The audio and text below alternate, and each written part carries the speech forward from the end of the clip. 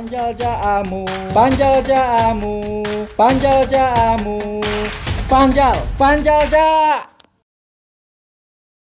Assalamualaikum, Sobat Bangga Indonesia dahsyat dan luar biasa. Kembali hadir bersama Panjal Jaamu. Sebagaimana janji Jaamu ingin mewawancarai Pak Dimam Abror. Wah, baru mulai wawancara ada azan ini. Kita break sejenak ya.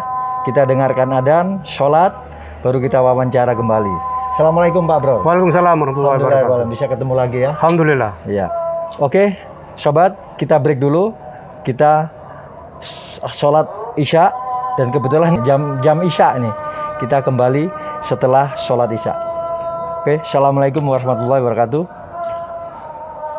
Alhamdulillah sobat, adzan sudah selesai dan kita sudah sholat isya berjamaah di masjid masing-masing, dan saya ingin kembali menemui Pak Abror untuk wawancara tentang kehidupan. Jadi kehidupan itu ya filosofinya kan bagai orang naik sepeda ya Pak Abror. Jadi orang naik sepeda itu diawalinya pasti dengan belajar. Kalau nggak belajar ya ndelosor Pak. Iya betul. Nah, kemudian kalau sudah mahir dia akan bisa menyesuaikan, aku harus pakai sepeda apa, aku harus menggunakan kecepatan yang seberapa untuk mencapai tujuan. Jadi filosofi bersepeda itu tidak sekedar kita pakai sepeda terus saja MTB, kemudian kalau kita mau mencobalah dengan RRB, yaitu road bike, yaitu ini. Kemudian sudahlah stabil aja, yang penting obah, kata teman kita, yang penting obah, yang penting mancal sampai ke tujuan. Dan semua itu adalah pilihan kehidupan manusia. Saya kira Pak Abror punya filosofi sendiri atau punya sejarah dalam kehidupannya, bagaimana belajar untuk hidup tanpa harus menyusahkan orang tua. Atau Pak Abror sendiri ketika berangkatnya, ya sudah, orang tua harus jatuh bangun untuk menjadikan Pak Abror menjadi orang hebat yang sudah tercapai kehebatan itu. Misalnya sobat, Pak Abror ini adalah pemimpin redaksi Jawa Pos ketika Jawa Pos hijrah ke Grapena, Pak Abror ya. Kemudian beliau sekolah, sambil sekolah kemudian meraih gelar doktor. Saya kira di Jawa Pos, di perusahaannya Pak Abror itu hanya berapa gelintir ya orang mencapai gelar doktor. Kemudian Pak Abror di dunia persepak bolaan, beliau hobi sepak bola, askring Pak Abror ya. Dan beliau sampai menjadi manajer Persibaya. Puncaknya beliau juga mengurusi Persibaya, Pak pengurus Persibaya. Di dunia jurnalistik, Pak Abror tidak sekedar bisa mahir menulis, kalau sudah tulisan udahlah, bukan kelasnya lagi Pak Abror, tapi mengurus wartawan dan menjadi ketua PWI Pak Abror ya. Kemudian Pak Abror dengan studinya di bidang jurnalistik, Pak Abror juga menjadi dosen di Stikosa dan juga pernah menjadi pengurus di Stikosa itu sendiri. Saya kira banyak keberhasilan yang diraih Pak Abror. Saya kira keberhasilan itu bisa diceritakan oleh Pak Abror, bisa menjadi inspirasi para sobat. Sobat, jangan kemana-mana, dan inilah saya bertemu beliau langsung di rumahnya, dan Pak Abror ingin mengisahkan bagaimana cerita Pak Abror dari awal lu yang belum berakhir. Gimana Pak Abror awal jadi? Ya, jadi saya kira ada gini, saya selalu seneng ngutip seorang sastrawan namanya Isabella Allende. Dia seorang sastrawan dari Amerika Latin, dan dia mengatakan begini, setiap orang ini itu kisah hidupnya itu layak dijadikan menjadi sebuah novel gitu. Karena apa? Karena di situ banyak, semua orang mempunyai kisah perjuangannya masing-masing, yang masing-masing orang itu unik, tidak ada yang sama. Novel yang fakta ya, bukan yang novel yang fakta. Artinya biografi kita itu tetap akan sangat menarik. Cerpen atau cerpan gitu? Cerpan juga, atau cerpak, cerita cepak ya. Iya. Nah, tentu saja saya dengan Jaamu latar belakangnya nggak jauh beda. Kita berasal dari sebuah kampung di Surabaya. Jaamu dari Karangmenjangan, saya dari Tandes. Guru ngaji bapaknya? Bapak saya juga guru ngaji, guru sekolah. Sama dengan Pak Haji Mas Duki, ya kan? Iya. Bapak saya di Tandes sana itu, waktu itu di Tandes itu belum ada sekolah. Ya, bapak saya kemudian mendirikan sebuah sekolah, dan kemudian karena tidak ada muridnya, beliau itu mencari murid dari rumah ke rumah, door to door. Dibilang ini saya punya, kalau nggak ada sekolah Nanyar, kata saya punya sekolah baru. Loh sekolah apa Pak? Sekolah Matlabul Huda namanya. Loh, buat nenten muridnya, kan belum ada muridnya. Ada muridnya. Loh mana? Itu anak-anak saya. Gitu. Jadi bapak saya itu anak-anaknya dulu disuruh sekolah di situ, sebelum orang lain. Singkat cerita memang saya sejak kecil karena orang tua saya adalah guru, beliau juga pedagang, beliau seorang tukang, beliau seorang guru ngaji juga lengkap. Ingin anaknya itu ada yang menjadi dai atau mubalek. Tapi saya mengatakan saya ingin menjadi seorang wartawan. Gitu. Karena itu kemudian ketika saya lulus SMA, saya sempat setelah lulus SMP saya dimasukkan ke pesantren sampai SMA. Setelah SMA saya sampaikan ke bapak saya, Pak, saya akan tetap ingin melanjutkan dakwanya Bapak, tapi mungkin bukan dakwah bil lisan atau dakwah bil hal, tapi dakwah bil kolam, dakwah dengan cara menulis. Maka saya kemudian masuk di AWS waktu itu. AWS ya. Nah, di AWS itu Kalisari. di Kalisari. Nah, sambil saya kuliah, saya kerja jamu. Jadi pagi saya buka toko buku di daerah Sasak, sore saya kuliah, malam hari begini saya ke ngelom jaga percetakan. Buka toko buku atau menjualkan buku? Menjualkan toko bukunya bos saya. Oh, orang keturunan Arab ya. Makanya saya kalau ngomong Arab ente homsin ana Arab ya hafal ya kan. Jadi kalau ente mi'a ana mi'atain iya mi'atain anta mi'a ente alaf ana alfen ana hafal kayak gitu. Karena pengalaman saya di Ampel. Nah, sambil itu kemudian saya keluar di AWS dan saya kira kita hampir bersamaan lah tahun 80-an itu masuk di Jawa Pos. Dulu Jawa Pos sambil kuliah di sambil Jawa kuliah. Pos, ya? Karena saya waktu itu begini, ada ketika waktu tingkat 2 sudah harus ada magang. Ya kan. Waktu itu Istiqosah AWS itu isinya orang-orang Surabaya Pos semua. Asal mahasiswa AWS pasti boleh magang di Surabaya Pos. Surabaya Pos waktu itu terbesar, top-topnya Pak. Jadi teman saya Yunus itu sama Ervandi itu satu kali nulis di Surabaya Pos, dia dimuat, itu nraktir sak kelas Pak. Sudah bisa nraktir sak kelas dan dia bisa bayar kosnya Pak. Tapi saya honor tulisan belum gaji. Honor tulisan. Enggak, waktu Surabaya itu tidak ada honor, tidak ada gaji. Jadi waktu itu honor tulisan, tetapi kita tahu kan honornya luar biasa. Jadi teman-teman saya yang di Surabaya Pos itu begitu tulisan dimuat, langsung Pak di warung kantinnya kampus itu kita serbu. Doteng kita dibayar Yunus hanya ketawa saja, bayar sama dia. Sisa tak akan bayar bos cili-cilian. Kos kan ya. Tapi saya jamu waktu itu. Terobsesi itu Pak Ber. Kapan iso nraktir konco? Ya, tetapi begini jamu. Saya waktu itu mengatakan insting saya, intuisi saya sebagai seorang calon wartawan, saya mengatakan Surabaya Pos ini sudah akan menjadi masa lalu. Karena saya melihat muncul koran baru namanya Jawa Pos. Iya kan? Kebetulan di Kembang Jepun itu tempat saya lewat karena saya kerja di Sasak kan. Jadi saya sering lewat situ. Saya tahu ini Jawa Pos. Saya sambil doa ya? Enggak. Ya tak doteng. Iya, tak doteng kan kita kan. Oh, aku ndok kene kok gitu kan. Yakin itu ya? Ya, harus ada keyakinan dong.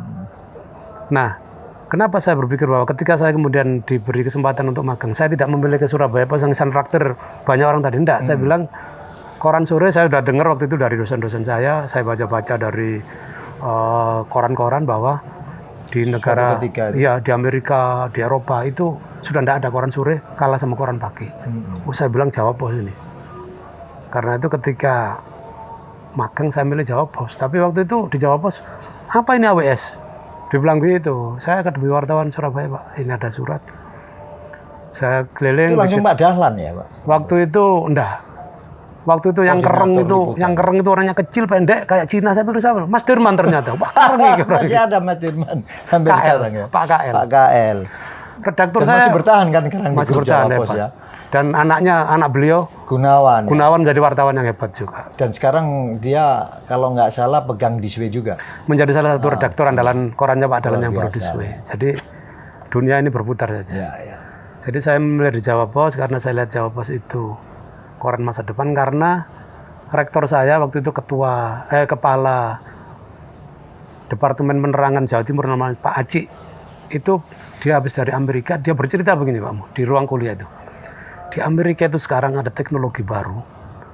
Hari ini dia mengerjakan koran di sini, tapi dia nyetaknya itu bisa di Chicago, bisa di New York, bisa dari Washington, dia bisa ke seluruh Amerika. Jarak jauh. Saya nggak bisa membayangkan remote printing seperti apa itu. Ketika itu mahasiswa baru ya. Tapi saya berpikir, ini teknologi baru. Malah di kurikulum pembelajaran di AWS nggak ada itu. Belum ada waktu itu, hanya Pak Acik bercerita seperti itu. Bercerita aja. Tapi Masya Allah, subhanahu qadarullah, ketika saya dan sampean akhirnya berhasil masuk di Jawa Pos, di Karah sudah ada. Ya kan, remote printing, cetak di mana-mana jauh. Masya Allah, saya bilang, jauh. hanya dalam tempo 10 tahun, apa yang diceritakan oleh Pak Acik di ruang kuliah Begitu itu, cepatnya begitu cepat berkembang teknologi. Artinya apa, Jakmu? Dan dalam posisi itu Pak Abror, kalau di filosofi persepeda, posisi di AWS itu pakai sepeda apa itu? Oh, itu masih sepeda Nonton pit. sepeda? Iya, masih gardu-gardu, ndelosor balik-balik. Jatuh bangun, tidak dimuat. Ketika saya lulus dari AWS, kemudian saya daftar, itu hanya karena kebaikan, karena waktu itu oleh Jawa Pos sudah mulai ngambil dari UGM, upaya lulusan terbaik, almarhum Dyah Indra Jayuni. UI ada Reza. Tapi saya ingat Pak Abror, ketika kita ini satu angkatan sobat dengan Pak Abror di mana Jawa Pos kemudian Kemang Jepun, dan saya ingat tulisan Pak Abror, saya waktu itu nulis di UGD ya, Pak Abror nulis di kriminal kalau nggak salah, ada pembantu yang tersekap atau apa, tulisannya Pak Abror itu sangat berpengaruh terhadap lingkungan, masih ingat nggak Pak? Sehingga Pak Abror dihukum ya Pak Daleng kalau nggak salah dipindah. Iya, itu memang kalau sepedaan itu saya eksiden gitu. Ya bisa masuk parit itu. Karena kita ngebon banter belum tahu haluan. Iya, nggak ada keterampilan. Arenom kan wis genjot ae ya, Pak, wis ono truk disikat aja. Camu padha ae kan. Iya. Genjot ae. Set yang penting banter. Banter set nggak tahu ada parit. Parit ndelosor di situ. Tetapi itulah pembelajaran yang luar biasa. Itu berita apa Pak Ber? Saya melihat waktu itu karena saya ditaruh di kriminal, saya kemudian melakukan investigasi. Ya sedikit ilmu dari kuliah kan. Jadi kalau kumpul polisi itu kan tidak siang hari, malam hari setelah jam 12 malam. Saya jam 12 malam nongkrong gitu kan. Suatu ketika saya jam 10 habis kuliah gitu, saya ke daerah Kapasan di Polres sana ngopi-ngopi. Nguping ternyata di situ ada serse.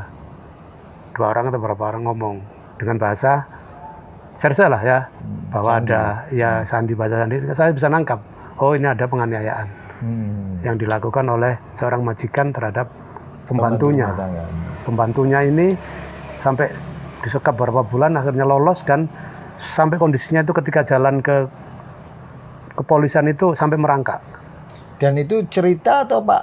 Ketika saya sadap itu saya langsung ke polisi. Begitu saya dengar itu saya bayar. Saya langsung ke polisian yang disebut, karena kebetulan waktu itu di Polres Kapasan. Tidak jauh. Karena kira-kira 100 meter dari tempat saya ngopi, saya jalan ke situ. Kejagaan, memang kita kan harus pakai ilmu. Jadi kalau kejagaan kita jangan dunu-dunu, langsung kita ngomong selamat malam. Begitu kan, yang jagaan kaget. Dikira Samdan, dikira serse. Wah, kawurung intel iki. Kawurung serse teko manuan iki. Ada rambutnya dhewe serata. Gondrong. Kulit lah, kulit. Malam, saya pikir gitu aja. Siap. Berdiri. Langsung saya buka buku laporan. Di situ tertulis bahwa memang ada nama ini. Saya lihat, valid lah ya. Ya, izin. Ini di mana? Ada di dalam. Gitu, dia lagi lapor. Jadi saya bisa mendapatkan data-data, nama, kejadian, tempat penyekapannya berapa lama, nama tersangka yang dilaporkan siapa. Kebetulan nama tersangkanya itu jeragannya ini dari Chinese community. Nah, saya melihat itu sudah 10:30 kamu. Ya. Itu halaman kota deadline sudah hampir deadline. Ya. Langsung saya pacu ke Kemang Jepun. Saya katakan ke bos kita yang kecil itu, keren itu Pak KL. Dia bilang, Pak KL, apa kamu jam segini? Ini mau jadi koran apa? Ya Pak, tapi ini eksklusif beritanya. Apa? Saya ceritakan. Oh, langsung dipanggil redaktornya. Redaktornya teman kita juga. Menarik. Bang Haji Roma Irama. Kata Bang Haji Roma yang redaktornya. Ini apa ini? Berita menarik eksklusif Pak. Ya kalau zaman sekarang mungkin dia jawabnya terlalu.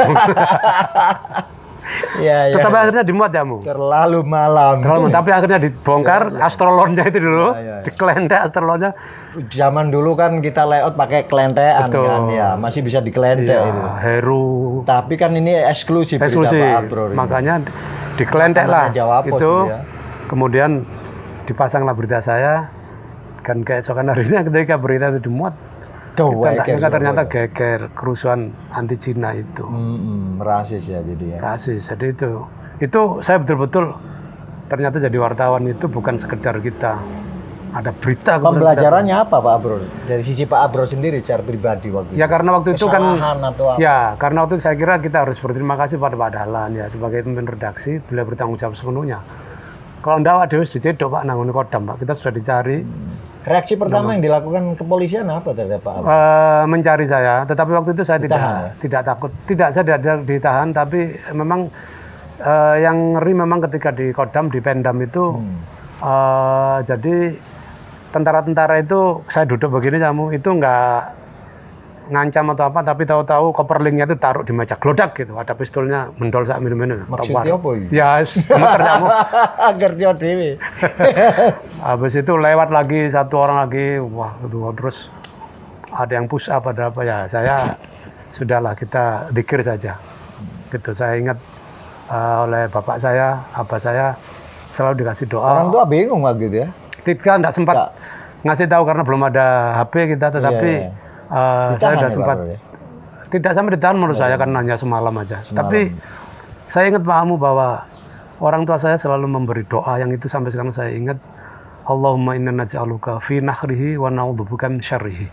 Saya masih ingat karena itu bapak saya selalu mengatakan doa ini kamu baca setiap hari. Artinya adalah ya Allah, aku menjadikan kamu ada di tengkuk atau di leher orang itu dan aku menjadikan berlindung kepadamu dari kejahatannya dia. Doa itu mulai dulu saya baca dan selalu saya ingat. Karena apa? Karena bapak saya, kalau kamu baca doa itu, orang itu kalau menatap kamu karena Allah ada di lehernya dia akan menunduk. Dan bagusnya Pak Abror di manajemen redaksi kok nggak dihukum Pak Abror ya? Nggak ada punishment. Saya melakukan banyak kesalahan, Camu melakukan banyak kesalahan, itu adalah bagian dari pembelajaran kita. Pak Dahlan luar biasa mengambil alih masalah ini. Dan ketika saya di kantor, gak kapok ya, karena saya waktu itu fotografer di lapangan memang. Fotografer betul sekali. Fotografernya itu Haji Fatoni. Iya, ya sekarang Ampel jualan seragannya paling top se-Asia Tenggara. Paling enak. Seri A dari Kaki. Seri A luar biasa. Fotografer yang Haji hebat. bolak-balik gara-gara jualan sate. Luar biasa. Dari situ Pak Abror sudah mulai mendapatkan pendewasaan sebagai jurnalis ya. Betul. Kemudian ada start lagi yang Pak Abror saya lihat untuk mencapai tingkat Pimret itu kan tidak mudah Pak Abror ya. Apalagi Pak Dahlan waktu itu kan Pimretnya bertahun-tahun gitu kan. Nah, ada nggak di benak Pak Abror, wah saya akan, kalau dari pengalaman tadi kejeglong lah, sebagai wartawan kejeglong menulis kemudian efeknya seperti itu, Pak Abror kok masih aman-aman wae gitu kan. Amanan wae sampai ke puncak redaksi top leader. Dan pemimpin redaksi itu bukan sebuah cita-cita menurut saya. Ada ya sulit lah untuk bercita menjadi pemimpin redaksi. Tapi dan harus mencapai itu. Gimana harus perjuangan itu? Saya kira harus Wamu. Artinya setiap kali kita bekerja kita harus punya target. Mimpi. Ya, mimpi setinggi mungkin. Gak mungkin gelundung semprong gitu, nggak mungkin. Ya, nggak bisa juga. Itu setelah kita ikhtiar kita gelundung semprong. Tawakal pada Allah. Tapi ikhtiar kita harus maksimal. Tetap ya. Saya kan dihukum, saya dibuang ke Australia. Bukan di Jogja dulu ya. Oh iya Jogja kita. Masih gondrong dulu. Kepala biru Jogja. Ya, di Jogja itu Jawa Pos tidak dikenal kamu. Ya kan, nol di sana. Di sana adalah KR, Kedaulatan Rakyat dan Kompas. Terbesar, berat itu. Raja di sana. Rajanya. Pak Dahlan bilang Jogja kita buka biro. Saya tahu bahwa saya akan didubeskan. Saya merasa bahwa dan itu pengalaman dubes pertama ya Pak Abror? Pertama. Ada dubes lain? Nggak ada? Ya saya pernah ditugaskan di Probolinggo juga sebagai wartawan daerah tapi sebentar. Kan tidak antar provinsi. Nah, Jogja yang pertama. Nol itu kan? Jogja pertama. Iya, iya. Di Jogja ini tantangannya luar biasa karena di situ ada KR. Di Jogja itu saking hebatnya KR seperti kita ini kalau bilang kamera itu Kodak. Padahal Kodak itu kan merek. Iya, tapi Kodak Mundi. Karena saking identiknya bahwa kamera itu Kodak. Kayak Royco gitu ya. Royco di Jogja itu Jamu. Kalau orang beli koran itu dia beli KR namanya. Ya sekarang. Nah kalau dia misalnya beli Kompas, kalau tumbas KR Kompas. Wes sudah brandingnya Iya. kuat. Kalau tumbas KR Jawa Pos. Gitu, KR Suara Merdeka. Jadi KR itu sudah menjadi branding. Bumi juga. Saya bilang sama Pak Margiono waktu itu, Red Bell, Pak Solikin. Saya ke Pak Bos juga, Pak Dalan. Saya ke Jogja, Bos. Bisa kita nembus Jogja? Bisa lah, Bos. Kan di sana masyarakat Jawa Timur banyak juga. Nah, waktu saya ke Jogja itu, 90-91, kebetulan ngarso dalem saya tuh. Hamengkubuwono 9, itu ngarso dalem namanya. Top-topnya Pak Abrul lah. Meninggal. Penulisan Pak Abrul luar biasa. Nah, Saya ikuti itu. kan di situ Pak Amu. Artinya Naik saya mengatakan begini ya, mengatakan begini, bagi orang Jawa Timur lah apa ngurusi rojo. Tapi saya mengatakan tadi Jamu bahwa bagaimana cara kita menyajikan bahwa ini seorang public figure yang unik, bahwa di tengah kondisi kita seperti ini masih ada orang yang dirajakan. Luar biasa. Orang Jawa Timur. Dan itu belum ada TV, Pak Apur bisa menceritakan bagaimana kita seperti nonton di TV ya. Istimewa itu liputannya. Itu. Jadi yang sekarang, raja yang sekarang ini Hamengkubuwono 10 ini dulu adalah putra mahkota namanya Pangeran Mangkubumi. Nah, di Jogja itu Jamu, kalau kita ngeliput di keraton, kita harus hafal seperti sekarang pangkat-pangkatnya polisi. Ya. AKBP, Kombes, Irjen. Jadi kok abdi dalam harus lah. Begitu. Nah, seorang pangeran yang putra mahkota tertinggi itu pangkatnya HGBP, bukan AKBP. HGBP. Kalau AKBP itu Anda, AKBP akan kemana Bapak pensiun? Iya. AKBP, ya polisi itu. AKBP akan kemana Bapak pensiun? Tapi ini HGBP, Haryo ke GBPH, Gusti Bendoro Pangeran Haryo.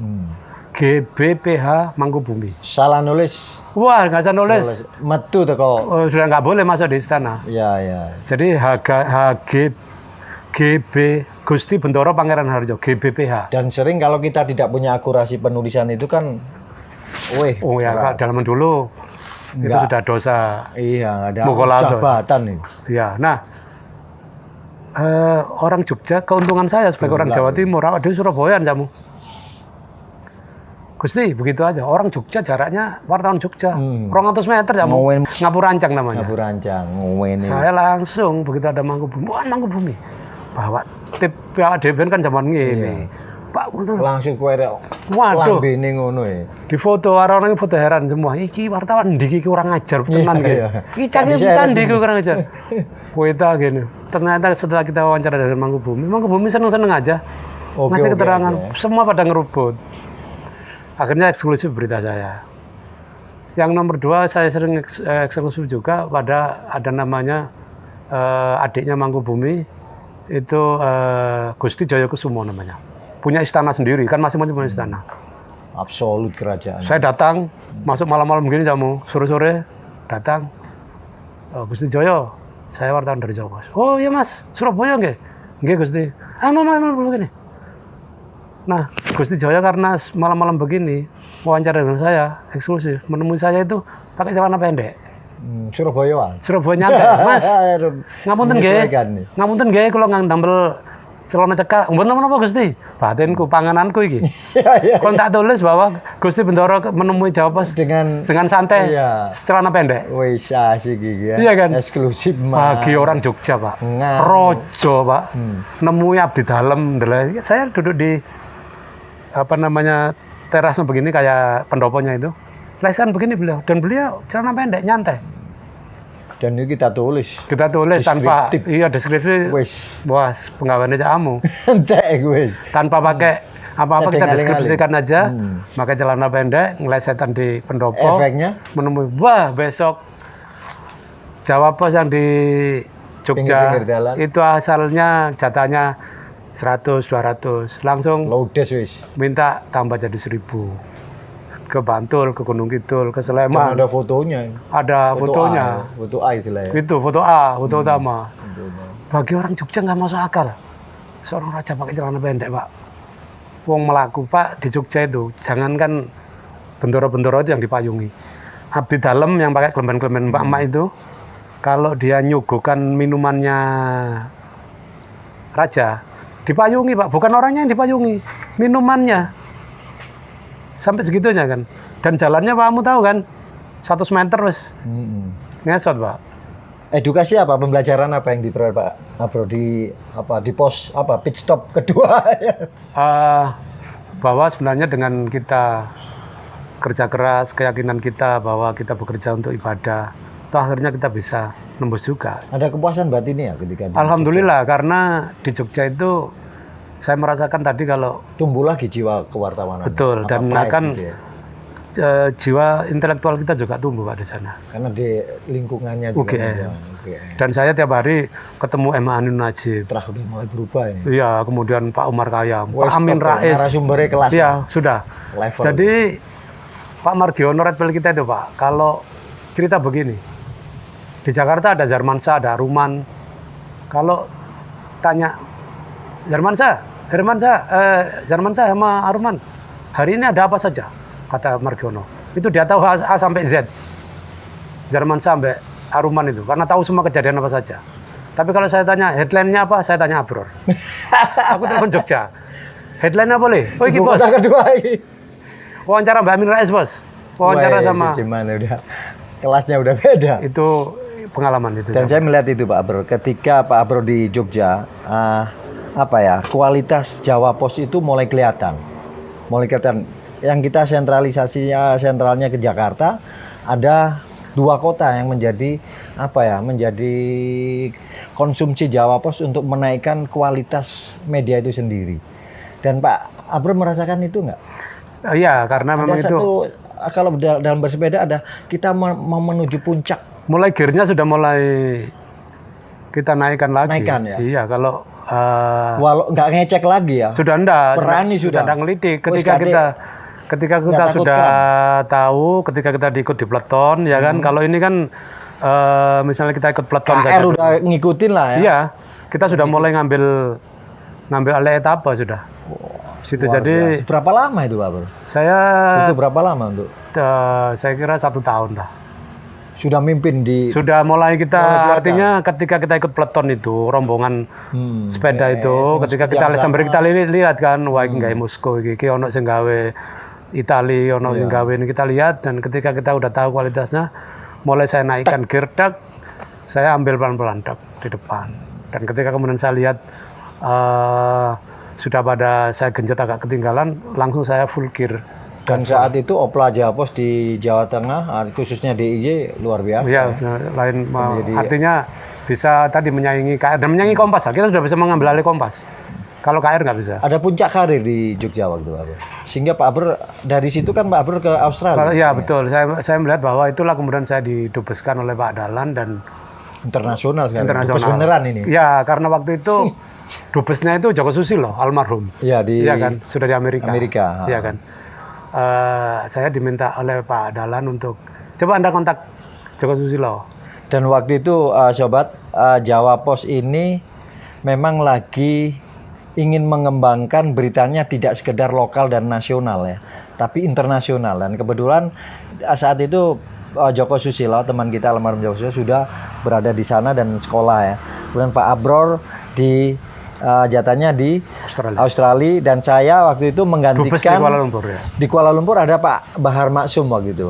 Kemudian Bahar Maksum saya gantikan, dan ada 3 negara waktu itu saling mengisi mengisi berlomba-lomba untuk internasional. Berlomba-lomba. Amerika, Australia, nah, Kuala Lumpur. Disitulah kalau di sepedaan kita berlomba-lomba untuk menuju ke mengambil etapa itu. Saking berbeda. Jadi kalau kita lihat sudah di etapa yang kenceng itu bedanya itu Saban, Pak. Ya. Iya kan? Jadi Saban. Kalau tadi kita masih ikut peleton menggos. Ini udah ngatur nafas betul. Udah satu ban. Selisih menang kalah menangnya 1 ban. Mungkin Joko Susilo di depan 1 ban. Dan itu bergantian. Bergantian. Sudah seperti kalau sudah di velodrome itu. Ya. David Jengkit menulis tentang Pak Harto. Dan waktu itu tahu kan kondisi begitu ketika menulis menjelekkan Pak Harto. Wah, ribut diplomatiknya Australia dengan Indonesia itu. Waktu itu sampai ribut ada di sini. Saya waktu itu datang ke Australia itu Dubesnya kebetulan waktu itu wartawan senior namanya Pak Sabam Siagian. Ya, Pak. Pak Sabam Siagian itu pemimpin redaksinya Jakarta Post. Dijadikan Dubes. dubes di Canberra. Jadi saya datang ke sana wah, dan ini sahabatnya Pak Dahlan. Karakter. Iya. Jadi ya bukan orang lain kan. Bukan orang lain akhirnya. Karena kita ini jamu kan lain dengan Kompas dengan Tempo. Tempo itu mingguan, adanya di Melbourne. Dia mungkin hanya sesekali ke Canberra. Saya dari Sydney ke Melbourne meskipun jaraknya 1 jam, saya sangat sering datang ke kedutaan. Kita tiap hari rutin wawancara dengan orang-orang Indonesia, dengan narasumber-narasumber. Sehingga tadi itu ketika ada kejadian kita cepet punya jaringan dan runningnya kita pasti bisa 5-6 kali. Betul. Jadi gitu Sobat Pancal Cakmu. Ya banyak kenangan kita selama di Jawa Pos ya. Jadi ketika kita di luar negeri itu intinya gini, ketika kita tidak ada bahan berita, kita selalu menyiapkan ada stok lah. Kita ini stokis gitu kan. Dan itu berebut. Halaman kita tidak banyak seperti sekarang ini. Oh ya, enggak. Halaman internasional satu halaman gitu. Kalau sudah Pak Abro bikin 3 angle selesai kita. Kalau Pak Joko Susilo bikin 3 angle selesai. Kalau sama-sama 1 angle, kita promo di situ. Angle ini bisa berlanjut nggak? Nah itu kelebihannya. Tapi saya melihat Pak Abror ini tetap pulang dari Australia, trennya naik terus. Beliau ini bisa bertahan. Cuma bertahannya Pak Abror itu ada di internal institusi. Kalau saya suka keliling, saya merantau. Saya nggak mau menjadi redaktur ketika Pak Dahlan minta saya menjadi redaktur. Sepulang dari Malaysia, saya masih di TV waktu itu, ANTV, melanglang buana lah. Dan Pak Abror sudah masuk di Redpel ya, di manajemen menjadi Redpel. Sebentar lagi Pak Abror akan menjadi pimpinan. Selangkah lagi Pak Abror ya. Itu gimana cerita ketika setelah punya pengalaman internasional Pak Abror terus naik, dan saya tidak mengikuti Pak Abror lagi karena saya konsentrasi di pertelevisian. Gimana Pak Abror?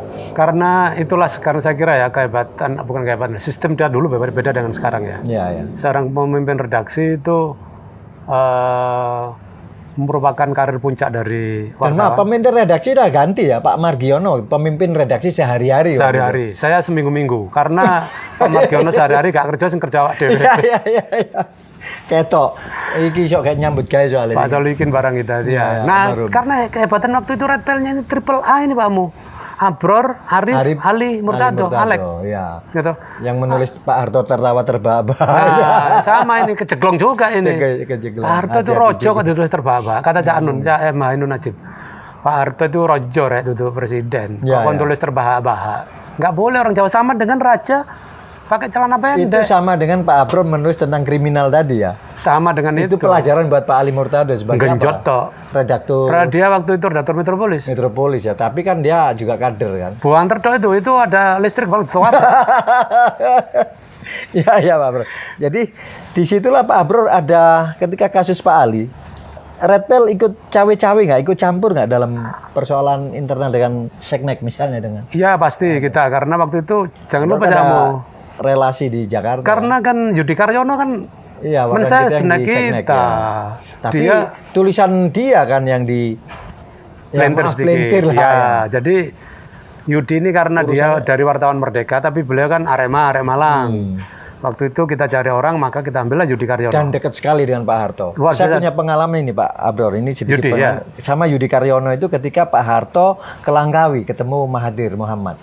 Kemudian kita dibawa Pak Harto lagi ke Brunei Pak. Itu Brunei itu Silver Jubilee, jadi Jubilee peraknya Sultan Bolkiah. Pada saat itu hanya wartawan yang punya kamera boleh dekat sama Pak Harto ketika ketemu Fidel Ramos dari Filipina. Jenderal. Dan Pak Harto ternyata oke banget. Sama kita. Dan hanya 2 wartawan waktu itu. Yudi Karyono karena nggak bisa motret, saya bawa kamera. Kamu yang bawa kamera. Masuklah saya dengan password kamera itu tadi. Dan Pak Harto itu melihat bangunan di dalam ruang yang akan jadi pertemuan itu diakomodasi oleh Sultan Bolkiah tadi. Pak Harto heran melihat bangunan yang dilapisi emas. Karena waktu itu Jawa Pos sudah menjadi koran terbesar menurut saya. Waktu itu sudah sangat diperhitungkan ya di Jawa Timur ini, dan di Indonesia Timur sudah menjadi raja karena Makassar, Fajar sudah menjadi grup kita, Manuntung yang sudah menjadi grup kita juga, ya kan. Kemudian di Sumatera Selatan juga sudah menjadi grup kita gitu. Jadi jaringan sudah semakin besar, pengaruh kita semakin luas, sudah nggak bisa lagi kita nulis seenaknya, gitu. Nah, Jadi selesai maksud saya yang dengan Pak Ali dengan kelompok Seknek tadi selesainya gimana itu? ya kita Kok bisa damai gitu? Pak ya Abror sebagai sebenarnya kita diplomatnya waktu itu kita sampaikan melalui Yudi Karyono bahwa ini sebenarnya dari Yudi Karyono sendiri tidak ada kesalahan sesuai dengan rilis. Tetapi memang inilah Jawa Pos ini koran di Jawa Timur, kita menyesuaikan dengan gayanya orang Jawa Timur yang lebih terbuka, lebih egaliter, dan kadang-kadang juga lebih humoris. Bisa menerima kok. color news lah itu. Color news, Iya, saya bilang. iya. Tapi ya Kelebihan dikit itu kalau- lagi, sekali lagi apa namanya, ya Pak Harto kan begitu ya. Wes aja dibaleni. Itu saja. Pemaaf ya. Sedangkan Pak Ahmad jangan lupa juga, kita juga pernah punya insiden Trisutrisno. Pak Tri Sutrisno, Pak Beni Murdani. Iya, iya. Ketika almarhum Pak Basuki Sujatmiko yang seorang yang sangat senior, yang ahli Feng Shui, itu kesalahan kecil, tapi bagi Orde Baru waktu itu kesalahan besar. Memasang Pak Basuki kan punya rubrik SIO. Iya, Sio. SIO waktu itu, SIO bintang itu, kemudian ada tahun Ya. monyet. Betul. Nah, tahun monyet Pak Amu waktu itu. Pimpinan negara kita yang tahun lahirnya tahun monyet itu adalah Pak Beni Murdani, Panglima ABRI wong paling keren. Iya, iya, wis. Oleh Pak Basuki Sujatmiko, tahun monyet, foto ini kayak Beni Murdani. Mbok kono tadi. Saya Pak Amu pernah punya pengalaman waktu di Jogja. Beni Murdani ini kan jenderal yang sangar. Iya, iya. Turun dari pesawat, biasa kita cegat kan. Kita cegat, langsung kita dekati samping Pak Beni, langsung kita wawancara. Waktu itu rame-ramenya soal Timur-Timur. Jenderal, kita minta komentar. Komentar apa? Soal Timur-Timur. Ini hebatnya Pak Beni Murdani. Dari mana kamu? Dari Jawa Pos. Oh, anak buahnya Dalan. Iya. Seolah-olah leher saya ini dipegang kayak dirangkul. Diperkes kamu. Harus mangkel-mangkel Iya. Kan kontrol nggak kelihatan. Macam-macam. Mek ngono tok Pak pressure-nya. Itu. Telepon ke Margiono. Oleh berita apa le? Teko Ben Murdani. Gak ono. Wanita yang nulis. Ojo Apa? macem-macem. Ojo macam-macam. Liane le katanya. Ya kita ceritakan human interest-nya saja. Ya, Warna-warninya. ya. Pak Beni Sono. datang ya ke Jogja makan sate kelada. Itu tebalaman satu juga. Tapi yang ojo macam-macam bos, bukan sekedar ojo macam-macam apa. Gulu diperkes bos. Tapi Pak Abror ini Pimret pengganti Pak Solihin Hidayat. Dari Pimret Pak Dahlan, Pimret sehari-hari Pak Margiono, baru Pimret Solihin Hidayat. Nggak lama Pak Solihin Hidayat almarhum itu Pak Abror. Dan Pak Abror itu punya sejarah sama saya. Salah satu bonusnya Piala Dunia dan Olimpiade Atlanta. Saya kira Pak Abror Ya itu nanti kita bisa tagih memberi di kepuasan itu. yang bonus itu kita bisa selesaikan. Gimana perjuangan untuk menjadi Jadi memang waktu itu saya kira seperti saya pernah saya sampaikan, Pak Dahlan ini beruntung karena generasinya waktu itu kan bagus-bagus semua. Seperti tadi saya sampaikan, ketika saya jadi Pimret itu, saya seperti berburu di kebun binatang. Nembak itu merem sudah pasti dapat. Karena misalnya olahraga saya tinggal milih amu, sop. Banyak sekali big yang muda-muda, almarhum KO. Ya kan, ini anak-anak yang levelnya itu saban semua, Pak Mu. Nek Persibaya itu zaman The Dream Team itu. Dream Team itu sudah. Tinggal Pak Misbah Pak itu Misbah, pelatihnya. ya ada Ono ada Samsulari, Mustaqim, ya kan, Muharrem Rusdiana, Maura Heli, merem Pak Mu. Seperti itu Dream Team Jawa Pos itu. Jadi Sebelum Surabaya tumbang itu. ya itu sudah masuk, Surabaya Pos sudah tumbang lah, Ya. sudah mulai tumbang. Jadi ditinggal dengan sudah ketinggalan jauh. kita Jadi tidak masuk peleton lagi, udah melejit. sudah melejit, sudah jauh, udah overlap, Overlap udah. sudah overlap itu, sudah diting-giting. Kalau di balapan yang ini sudah harus keluar itu. Dan pingin ikut lomba lagi. Maunya begitu ikut terus Iya, gitu. iya, iya.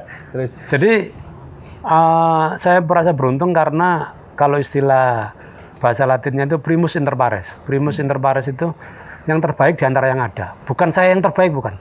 Tapi primus inter pares adalah yang terbaik tetapi ada di antara yang ada. Harus dipilih satu. ya. Dan Ada Pak lah Dahlan beberapa yang terbaik. kemudian memilih saya. Tapi saya kira Arif Apandi itu satu ban juga. Ali Murtado. Banyak yang sangat-sangat bagus.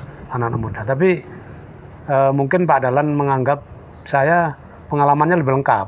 Mulai saya di kriminal, budaya di Jogja, di Jakarta saya juga menjadi di Jakarta beberapa tahun, di Australia. Dan bahasa Inggris oke lah. Bahasa Inggris alhamdulillah ya, kita Syarat itu ya. itu syarat waktu itu karena Pak Dahlan sudah wartawan internasional kita. Kayaknya tanpa syarat dulu menempati posisi itu ya Pak. Udah memenuhi syarat bukan tanpa syarat. Insya Allah memenuhi syarat semua. Artinya dari semua kriteria yang disampaikan itu sepulang dari Australia 4 tahun atau 5 tahun ya pengalaman internasional kita semakin banyak. Kita udah ngerti, bahkan ketika sampai akhirnya 98 ketika kita mengalami krisis ekonomi yang luar biasa itu, mungkin pengalaman itu Titanic, ya. menyelamatkan juga ketika kita pun berubah formatnya. Itu puncaknya apa bro ya? Iya, waktu itu 2000. Akhir dari kepemimpinan itu. Betul. Ketika menjadi Pimpret, apakah itu sudah menjadi puncak karir jurnalistiknya Pak Dahlan? Pak Abro. Bagi saya Pak Amu, apa sih yang kita cari itu? Arek Karang Menjangan, arek Tandes, memulai karir dari belajar sepedaan, drosor sampai akhirnya bisa melejit, sudah cukup bagi kita. Meskipun tidak berarti cukup itu puas kita berhenti enggak, tetapi bahwa pada etapa itu kita sudah selesai. Iya, selesai. Jadi saya merasa senang karena saya 9 dan belum masih usia pensiun lagi. Belum. Masih produktif. Masih produktif kita. Saya nendang sih banter ya. Iya. Jadi 96 97 saya ke Amerika waktu itu. Dan di situ di Amerika kita ada fenomena yang ini hebatnya Pak Dahlan kan. Kalau mau Anda di Kuala Lumpur jangan ini aja lihat koran di sana. Berita Berita Raya, News Straight Time seperti apa kan kita disuruh belajar terus.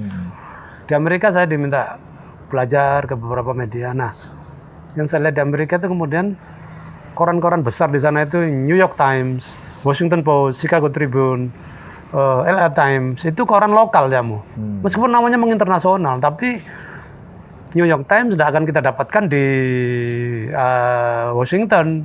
Ada Washington Post, sebenarnya mereka lokal, namanya saja menginternasional, reputasinya. Tetapi kemudian ada koran baru namanya USA Today. Ini koran, kalau kita baca New York Times itu kan berkualitas, seperti Kompas lah ya. Washington Post itu seperti suara pembaruan, hebat. Tapi USA Today ini beritanya itu warna-warni, tidak terlalu rumit, tetapi dia fotonya bagus, layoutnya bagus, mengalahkan koran-koran yang sudah ada ini ya. Formatnya dia kalau Washington Post itu 9 kolom, broadsheet, USA Today kecil. Dan dia punya edisi daerah-daerah. Di New York dia punya sendiri, nyebrang di Potomac River udah punya sendiri. Chicago udah punya, sampai ke LA, sampai ke California dia punya edisi-edisi daerah sendiri. Itu yang kemudian ketika kita pulang ke Indonesia, kita merasakan setelah kita lulus di media besar, kemudian kadang kita mengalami kesulitan. Oke lah, ketika pada posisi puncaknya kita di perusahaan itu, media besar itu, kemudian kita harus berjalan sendiri. Misalnya punya klub sendiri ya, kan cari pemain kan, pemain, harus ngelatih pemain. Ini berat sekali itu Pak Bro. Pak Bro merasakan itu setelah di puncaknya Pimpret. Jadi orang kan berpikiran begini, aku rekrut dia lah. Syukur-syukur dia akan bisa mengantarkan perusahaan kita atau media kita mencapai puncak seperti itu. Betul. Menurut Pak Abro gimana? Ya memang ini itu fenomenal banget loh ya, dari berat teman-teman gitu ya. Pas itu saya memutuskan sudah cukup lah saya di Jawa Pos ya. Saya kira hampir 20 tahun saya ingin memulai lagi etapa baru. Dan ilmu udah dapat semua. Sudah insya Allah udah dapat semua. Manajemennya sudah ada, jurnalistiknya jurnalistik lengkap sudah ada. Nah, itu bisa untuk dipakai di tempat lain. Karena itu waktu itu kebetulan saya punya sahabat di event lain ya. Ya, event lain udah pindah ini kita. Udah etapanya lain lagi. Ada Mas Edi Rumpoko yang sekarang wali kota Batu yang kena musibah ini. Iya. Beliau ini anaknya Pak Sugiono. Pak Sugiono itu kan punya Suara Indonesia waktu itu. Ya, mantan wakil gubernur Irian Jaya, wali kota top di Malang. Di Malang. Dia kemudian bicara-bicara dengan saya, kenapa kita enggak bikin sendiri aja. Suara Indonesia itu kan fenomenal juga. Maka kemudian udahlah saya putuskan kalau begitu. Saya lama di Surya berarti ya? dari Jawa Pos saya ke Suara Indonesia dulu. Suara Indonesia. Ya, karena waktu itu saya memutuskan keluar itu karena memang ingin membuktikan ya? ada tawaran itu. Tawaran itu bahwa cobalah kita start membuat sendiri begitu dengan pengalaman dan suka duka yang sudah kita punyai. Dan di Rumpoko kebetulan punya modal. Ada juga teman kita Haruna Sumitra yang waktu itu anggota dewan 1 periode dan dia berhenti, tetapi dia kemudian juga punya modal karena punya kedekatan dengan salah seorang pejabat, dan kita bertiga orang-orang muda yang ambisius itu berkumpul, udah kita bikin sendiri. Oke Pak Abror, kita break sejenak. Sobat, perjalanan Pak Abror luar biasa. Puncaknya beliau sudah menjadi Pimret, dan puncaknya lagi beliau menjadi Direktur di JPRT, Jawa Pos Radar Timur. Kemudian beliau ingin mencoba dari ilmu yang didapatkan di perusahaan besar itu, ingin mencoba apa yang bisa kita lakukan, apa yang bisa dilakukan oleh Pak Abror. Pak Abror sudah mencoba di koran yaitu Suara Indonesia. Ikuti bagaimana sepak terjang dan langkah kayuhan Pak Abror di masa setelah mencapai puncaknya. Jangan kemana-mana, tetap bersama Pancal Caamu. Wassalamualaikum warahmatullahi wabarakatuh. Terima kasih Pak Abror. Kita ketemu lagi di episode berikutnya. Nah, apa betul Pak Abror setelah lepas dari Jawa Pos kemarin di episode pertama cerita bergabung dengan Suara Indonesia? Saya lihat Pak Abror tidak sukses sih. Karena apa? Akhirnya tumbang juga media itu.